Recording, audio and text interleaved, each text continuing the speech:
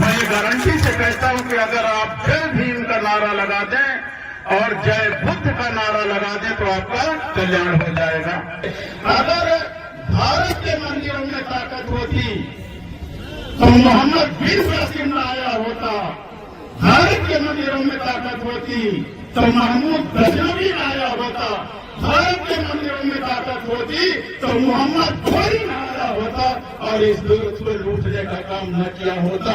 इसका मतलब मंदिरों में ताकत नहीं थी, अगर ताकत है तो सत्ता के मंदिर में ताकत है।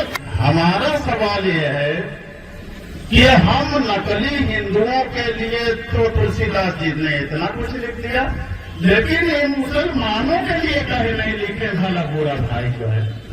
भाई मुसलमानों के विषय में तो भला बुरा लिखना चाहिए, नहीं लिखे जो है। तुलसीदास जी की हिम्मत नहीं पड़ी अकबर के समय में लिखने के लिए, सही बता रहे। हम नकली हिंदुओं के लिए तो लिख दिए जो है, भर भर के गालियां लिख दिए। जय भीम का नारा लगा के 5 बार विधायक और मंत्री बने थे। इतनी ताकत है बाबा साहब के नाम लेने पर, ताकत है। हाँ, उत्तर प्रदेश में पंडितों द्वयम दर्जे के हैं, सही बता रहे हैं, लेकिन ये मुसलमानों के लिए कहीं नहीं लिखे भला बुरा भाई जो है। भाई मुसलमानों के विषय में तो भला बुरा लिखना चाहिए। नाम की चीज नहीं है, जंगल राज कायम है, लूट का राज कायम है उत्तर प्रदेश में। आप सबको तैयार होना पड़ेगा, धर्म करब अपने घर में। के लोगों का झंडा ऊंचा है, बस बाबा के बिरादरी के लोगों का झंडा ऊंचा है। कोई व्हाट्सएप पर चला रहा था, कल मैं पढ़ रहा था कि उत्तर प्रदेश में इतने हरादीन गोपाल मिश्र के पुरों में तरफ से हरादीन हो जाए। बताइए जो है ये जो है मतलब, लेकिन ब्राह्मणों का कोई जो है काम हो रहा है, कोई काम न हो रहा, सत्यानाश हो रहा है। ये रचना की गई थी, जब ये रचना की गई थी, चाहे जो है रामायण की महर्षि वाल्मीकि जी की, चाहे महाभारत की, और एक और है रचना जो है, और महाभारत और एक और है जो वेद व्यास ने और लिखा है, गीता की रचना हो, चाहे महाभारत की रचना हो, चाहे वाल्मीकि कृत रामायण की रचना हो, चाहे रामचरित मानस की रचना हो, उस समय भारत में शूद्रों को पढ़ने का अधिकार नहीं था। सही बता रहे, उस समय भारत में शूद्रों को पढ़ने का अधिकार नहीं था। आप पढ़ लिख नहीं सकते थे। अगर आप पढ़ने की कोशिश करेंगे तो आपकी आंखें फोड़ दी जाएंगी, आप सुनने की कोशिश करेंगे तो शीशा पिघला के कान में डाल दिया जाएगा, अगर जीभ से आप उच्चारण करेंगे तो जीभ आपकी काट ली जाएगी। ये व्यवस्था थी भारत के अंदर, मैं गलत नहीं बोल रहा, भारत के अंदर ये व्यवस्था थी ताकि हो जाए। सार्वजनिक रास्तों में चलने की हमें इजाजत नहीं थी। कोई भी शूद्र समाज का आदमी अगर सार्वजनिक रास्ते पर चलेगा तो गले में हंडिया बांध के चलेगा, थूकेगा तो दिन भर हंडिया में थूकेगा, फिर मिट्टी को खोद के उस हंडिया को गाड़ेगा, नहीं किसी समण का पैर कर जाएगा तो अपवित्र हो जाएगा। अब तुम्हें किस्सा कहानी लग रही होगी जो है, अब किस्सा कहानी लग रही हो तो अभी एक पिक्चर जारी हुई है महात्मा ज्योतिबा राव फूले, उसे देख लेना। महात्मा ज्योतिबा राव फूले पिक्चर जारी हुई है, उसे देख लेना अगर मैं गलत कहता हूँ। यही सारी व्यवस्थाओं के विषय में उसे दिखाया गया है जो भारतीय जनता पार्टी के लोगों को बुरा लग रहा है।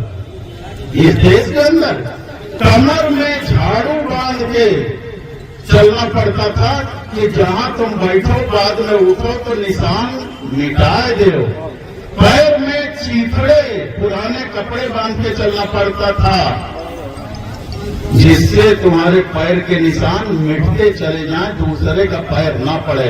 ये भारत देश का इतिहास है जो आज हमें नकली हिंदू बना के हमारे वोट का सौदा करते और राजपाट लेके हेलीकॉप्टर से चलते हैं। अगर भारत के मंदिरों में ताकत होती तो मोहम्मद बिन कासिम ना आया होता, भारत के मंदिरों में ताकत होती तो महमूद गजनवी आया होता। भारत के मंदिरों में ताकत होती तो मोहम्मद घोरी आया होता और इस दुर्ग को लूटने का काम न किया होता। इसका मतलब मंदिरों में ताकत नहीं थी। अगर ताकत है तो सत्ता के मंदिर में ताकत है कि बाबा अपना मंदिर छोड़ करके आज सत्ता के मंदिर पर विराजमान है, हेलीकॉप्टर पर चलने का काम करते हैं। लेकिन अगर आप दिल से जय भीम कहो, जय बुद्ध कहो तो आपका भला हो जाएगा साथियों। मैं ये गारंटी से कहता हूं कि अगर आप जय भीम का नारा लगा दें और जय बुद्ध का नारा लगा दें तो आपका कल्याण हो जाएगा। कहते हैं मारा कराओ, पीटा कराओ, तभी तो के ढोल का जितना पीटियो उतना अच्छा शोर निकलेगी। सिद्धाई बता रहे ये तुलसीदास जी ने लिख दिया कर। मैं जरा आ रहा हूं, मेरा कहने का मतलब क्या है। हमें लिख दिया अधम जाति में शिक्षा पाए, भयम यथा अहितूत पिलाए। कहते अधम जात में, नीच जात में जो शिक्षा प्राप्त कर लेता है वो ठीक उसी तरह हो जाता है जैसे सांप दूध पीने के बाद रंजीत अत्यधिक जहरीला हो जाता है। उसी जैसे सांप दूध पीने के बाद और जहरीला हो जाता है, उसी तरह शूद्र शिक्षा पाने के बाद जहरीला हो जाता है। बताइए, अधम जात में शिक्षा पाए, भया हुआ था तो कई दूध पिलाए, ये लिख दिया जो है तुलसीदास जी ने जो है। फिर लिख दिया कि पूजे ही विप्र सकल गुणहीना, शूद्र न पूजे गुण ज्ञान प्रवीणा। कहते हैं विप्र माने ब्राह्मण की पूजा होनी चाहिए चाहे जितना गुणहीन हो, लेकिन शूद्र की पूजा नहीं होनी चाहिए चाहे जितना गुणी हो, प्रवीण हो जाए। तुलसीदास जी ने ये भी लिख दिया जो है। बताइए जो है, तो ये बताइए, हमारा सवाल ये है कि हम नकली हिंदुओं के लिए तो तुलसीदास जी ने इतना कुछ लिख दिया, लेकिन ये मुसलमानों के लिए कहीं नहीं लिखे भला बुरा भाई जो है।